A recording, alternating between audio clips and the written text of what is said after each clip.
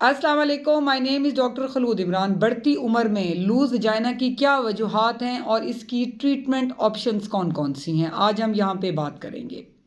ये एक बहुत कॉमनली आस्क्ड क्वेश्चन है ऑप्स ओपीडी में, क्योंकि जैसे नंबर ऑफ बेबीज़ बढ़ते जाते हैं, नंबर ऑफ डिलीवरीज़ बढ़ती जाती हैं, स्पेशली जो नॉर्मल डिलीवरीज़ हैं, तो उसमें ऑटोमेटिकली क्योंकि जो बेबी है वो बर्थ कैनाल से क्रॉस करता है, तो वहाँ पे जितने जो मसल्स वगैरह हैं वो डैमेज होते हैं और वो जगह लूज़ होना स्टार्ट हो जाती है।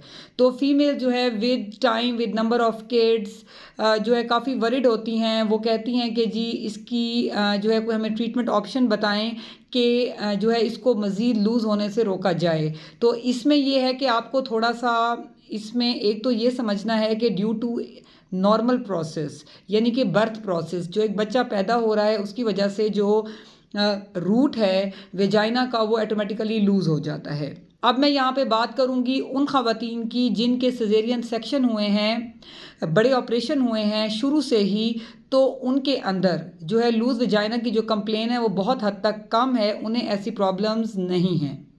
अब अगर हम बात करें इसके ट्रीटमेंट ऑप्शन की, तो इसमें सबसे पहले हम आएंगे नेचुरल मेथड्स की तरफ। जब भी आपने बेबी डिलीवर किया है 40 डेज़ के बाद जब आप टूवर्ड नॉर्मल रूटीन आती हैं, तो आपको चाहिए कि आप कैगल एक्सरसाइजेस करें। बहुत सी ऐसी एक्सरसाइजेस हैं जिसकी वजह से जो पेल्विक फ्लोर है वो जो है वो स्ट्रेंथन होता है, टाइट होता है, तो ऑटोमेटिकली ये प्रॉब्लम सॉर्ट आउट होती हैं। इसमें लेग अप एक्सरसाइजेस भी हैं। उसके अलावा जो है सुपरवाइज्ड पेल्विक फ्लोर एक्सरसाइजेस भी हैं। वो जब अपने आप डॉक्टर से रब्ता करेंगी तो वो आपको गाइड भी करेंगी, और आप जैसे कि नेट का दौर है तो आप उस पर भी सर्च आउट कर सकती हैं कि पेल्विक फ्लोर एक्सरसाइजेज या सुपरवाइज्ड पेल्विक फ्लोर एक्सरसाइज और Kegel exercise, leg up exercises ये कौन कौन सी हैं। इसको आप जो है वो सर्च आउट करके उसको घर में भी फॉलो कर सकती हैं, वरना अपनी जो आपकी प्रॉपर गायनोकोलॉजिस्ट है वो भी आपको बताएंगी कि आपने ये एक्सरसाइजेस कैसे करनी है ताकि आपका जो पेल्विक फ्लोर है वो स्ट्रेंथन रहे और आपको जो है लूज वजाइना जैसी कंप्लेन ना हो। अब ये तो हो गए नेचुरल मेथड। अब इसमें हम बात करेंगे टूवर्ड लेज़र की। लेज़र सर्जरी आती है इसके अंदर, जिसके अंदर जो है जब हम लेज़र को जब एंटर करते हैं विजाइना में तो वहाँ पे कोलेजन ब्रेक डाउन होता है, और फाइब्रोसिस होने की वजह से तो विजाइनल कैनाल है वो टाइटन होना शुरू हो जाती है और पेशेंट्स की बहुत हद तक कंप्लेन बेटर हो जाती हैं। ये एक बहुत ही जो है बहुत ईजी प्रोसीजर है, क्योंकि पेशेंट के लिए पेनफुल नहीं है, ईजी टू अप्रोच है, इसलिए इसके रिजल्ट्स भी बहुत अच्छे हैं।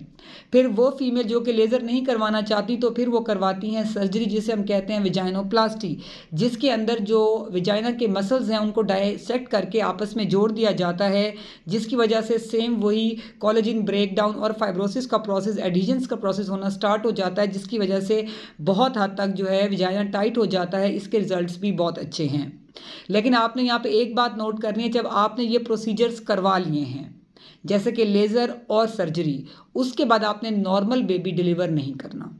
अगर उसके बाद आपको ख्वाहिश भी होती है कि जी हमारा और बेबी हो, तो फिर आप कोशिश करें कि उसको वाया सिजेरियन ही ये मसला सॉर्ट आउट करें, मतलब डिलीवर कराएं बेबी को, क्योंकि अगर आप नॉर्मल कराएंगी तो वो रूट जो विजाइना का है उसमें फाइब्रोसिस हो चुकी है, एडिशंस हो चुकी हैं, तो जब वहाँ से बेबी गुजरेगा तो फीमेल को बहुत ज़्यादा पेन और ब्लीडिंग भी ज़्यादा होने के चांसेस हैं। अगर आप उसके बाद दोबारा टाइटन कराना चाहेंगी तो ऑटोमेटिकली जो है वहाँ पे वैसा इफेक्ट नहीं होगा जैसा कि स्टार्ट में हुआ है।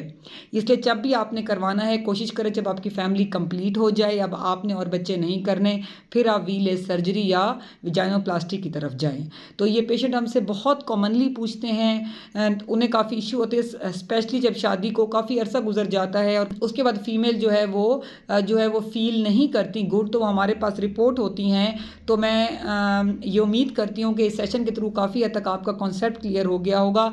सबसे पहले आप नेचुरल मेथड्स अडॉप्ट करें, नेचुरल एक्सरसाइजेज लाइक कैगल, जैसे कि मैंने स्टार्ट में बताया, leg up exercises, pelvic floor exercises, और अगर उसके बाद भी आपको लगता है कि आप बेटर नहीं हैं तो फिर आपने लेज़र और सर्जरी की तरफ जाना है, ताकि आप एक हेल्दी और हैप्पी मैरिड लाइफ गुजार सकें। Stay safe, stay healthy. Thank you so much. अल्लाह हाफिज़।